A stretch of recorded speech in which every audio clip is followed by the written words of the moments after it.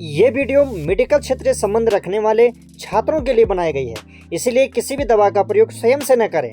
दवाओं का self medication करना घातक हो सकता है। और अभी तक चैनल को सब्सक्राइब नहीं किया है तो चैनल को सब्सक्राइब कर बेल आइकन वाला बटन दबाएं, जिससे आने वाली सभी वीडियो का नोटिफिकेशन सबसे पहले आप तक पहुंच सके। हेलो फ्रेंड्स, स्वागत है आपका अपना YouTube channel PN pharma tips में। इस वीडियो में हम बात करने वाले हैं एलोप्रिनॉल 100 mg टैबलेट के बारे में, जिसमें इस वीडियो में हम आपको बताएंगे इसके मार्केट में कौन कौन से पॉपुलर ब्रांड हैं, इसके use, dose, side effect, warnings क्या है और एलोप्रिनॉल दवा किस प्रकार हमारी बॉडी में कार्य करती है। साथ ही इस वीडियो के अंत में हम बात करेंगे एलोप्रिनॉल और फेबुस्टेट दोनों ही गाउट में प्रयोग की जाने वाली दवा है, लेकिन इन दोनों में से बेस्ट कौन है और इन दोनों में क्या अंतर है, इसके बारे में संपूर्ण जानकारी हम लेने वाले हैं, इसलिए वीडियो में अंत तक बने रहें।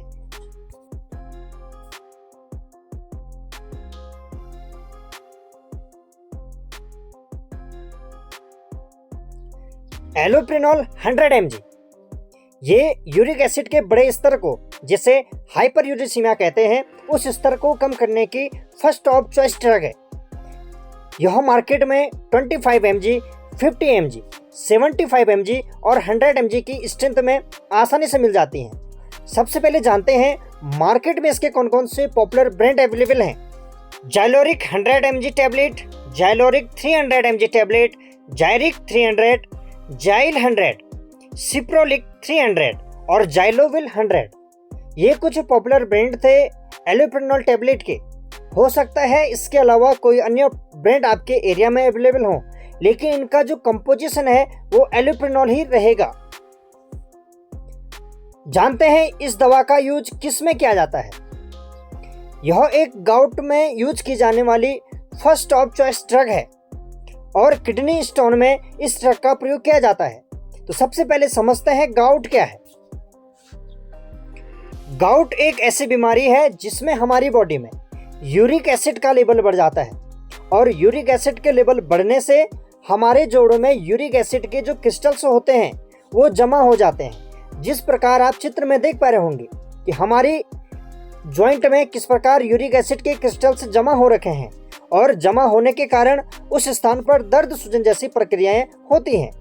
हम कैसे पहचानें कि ये गाउट की प्रॉब्लम हो रही है?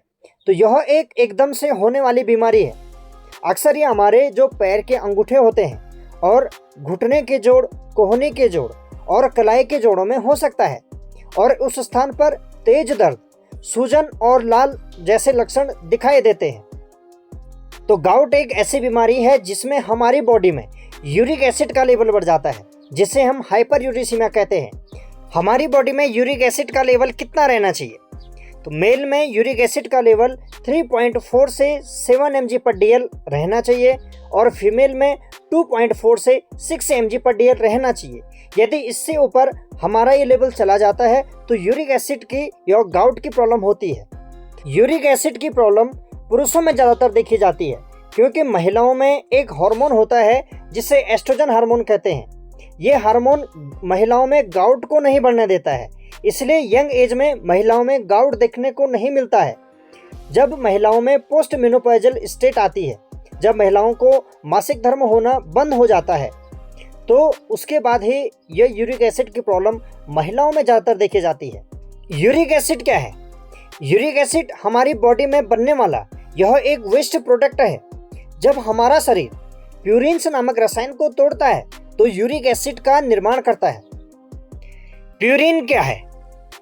प्यूरिन ऐसे पदार्थ होते हैं जो हमारे शरीर की कोशिकाओं में पाई जाती हैं और ये कोशिकाओं में डीएनए और आरएनए का बिल्डिंग ब्लॉक होती हैं। डीएनए और आरएनए का निर्माण करती हैं। आपने प्यूरिन्स के नाम सुने होंगे, एडेनिन और ग्वानिन, तो यही प्यूरिन्स हैं। तो जब हमारे शरीर में पुरानी जो सेल्स होती हैं वो टूटती हैं या जब हम ज़्यादा मात्रा में प्यूरिन युक्त खाना खाते हैं तो हमारे शरीर में प्यूरिन की मात्रा बढ़ जाती है और लीवर इस बढ़े हुए प्यूरिन को तोड़ने की प्रक्रिया शुरू करता है, जिससे यूरिक एसिड का निर्माण होता है। Synthesis of uric acid.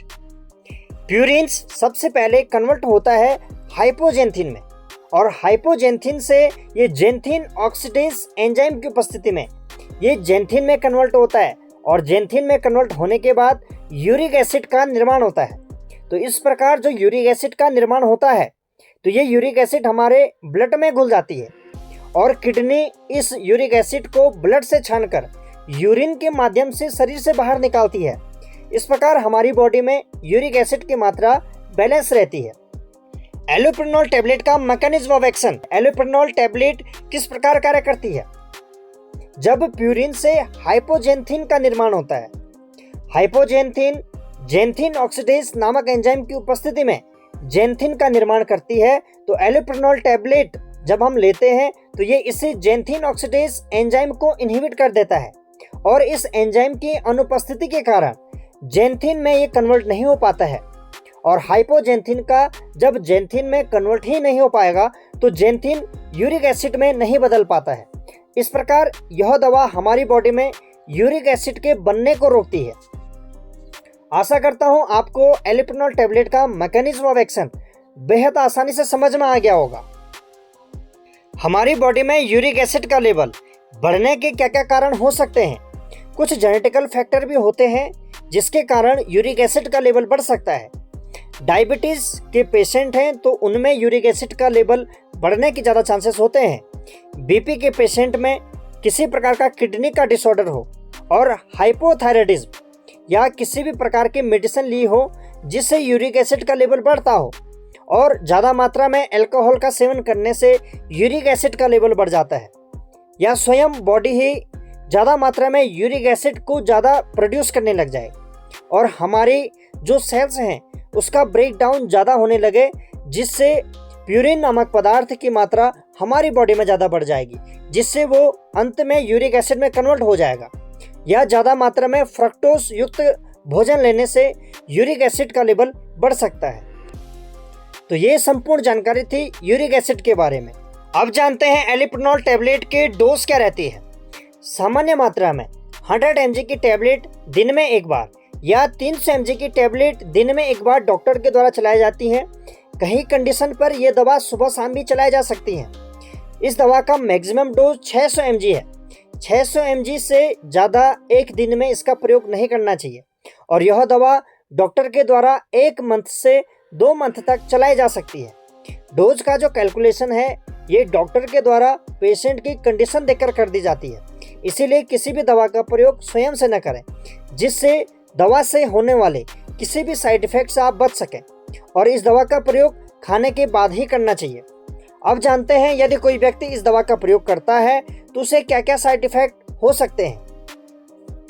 नाउसिया, मतली आना, वॉमिटिंग, उल्टी होना, डायरिया, वीकनेस हो सकती है, सर दर्द हो सकता है और स्किन पे रैशेस आ सकते हैं और ज़्यादा मात्रा में या ज़्यादा लंबे समय तक प्रयोग करने से लीवर में प्रॉब्लम आ सकती है, मेल में इनफर्टिलिटी की प्रॉब्लम हो सकती है और हेयर लॉस भी हो सकता है। ब्लड सेल को कम कर सकती है। इसलिए जब इस दवा का प्रयोग करते हैं तो समय समय पर सीबीसी टेस्ट भी करा लेना चाहिए जिससे ब्लड सेल्स की कमी ना हो। अब जानते हैं एलोप्रेनॉल टैबलेट के इंटरैक्शंस क्या हैं। किन दवाओं के साथ यह दवा नहीं लेनी चाहिए। एमोक्सिसिलिन या एम्पिसिलिन नामक जो कैप्सूल होती हैं इनके साथ इस दवा का प्रयोग नहीं करना चाहिए। डाययूरेटिक मेडिसिन के साथ इस दवा का प्रयोग नहीं करना चाहिए। एक सबसे ज़्यादा पूछा जाने वाला सवाल, एलोप्रेनॉल और फेबुक्सटेट दोनों ही गाउट की मेडिसिन है। दोनों ही हमारे बढ़े हुए यूरिक एसिड के लेवल को कम करती हैं, लेकिन इन दोनों दवाओं में सेफ दवा कौन सी है, अच्छी दवा कौन सी है? एलोप्रेनॉल को फर्स्ट ऑफ चॉइस ड्रग माना जाता है। एलोप्रेनॉल जेंथिन ऑक्सीडेज एंजाइम कोई नहीं बल्कि ये प्यूरिन और पिरिमिडिन के मेटाबॉलिज्म से जुड़े हुए एंजाइम को भी इनहिबिट करती है। फेबुक्सटेट केवल जेंथिन ऑक्सीडेज एंजाइम को इनहिबिट करके कार्य करती है। तो फेबुक्सटेट एक selective xanthine oxidase enzyme inhibitor दवा है। तो यह ज़्यादा अच्छे तरीके से एलोप्रेनॉल की तुलना में यूरिक एसिड के निर्माण को रोकेगा। एलोप्रेनॉल का जो एक्सक्रीशन है वो किडनी के द्वारा है, अर्थात ये दवा किडनी के पेशेंट को नहीं दी जा सकती है। फेबुक्सटेट का जो एक्सक्रीशन है वो किडनी और लीवर के द्वारा है और मेटाबॉलिज्म भी लीवर में है। तो यह दवा किडनी के पेशेंट में सेफ मानी जाती है। जब किसी पेशेंट पे एलोप्रिनॉल टैबलेट प्रभावी ढंग से कार्य नहीं करती है या कोई पेशेंट एलोप्रिनॉल टैबलेट से एलर्जिक हो, तब एलोप्रिनॉल दवा न देते हुए फेविस्टिड दवा को चलाई जाती है। तो ये संपूर्ण जानकारी थी हमारी एलोप्रिनॉल टैबलेट के बारे में। जानकारी अगर महत्वपूर्ण लगी हो तो वीडियो को लाइक, शेयर और चैनल को सब्सक्राइब करना न भूलें। आपका अपना YouTube channel PN pharma tips.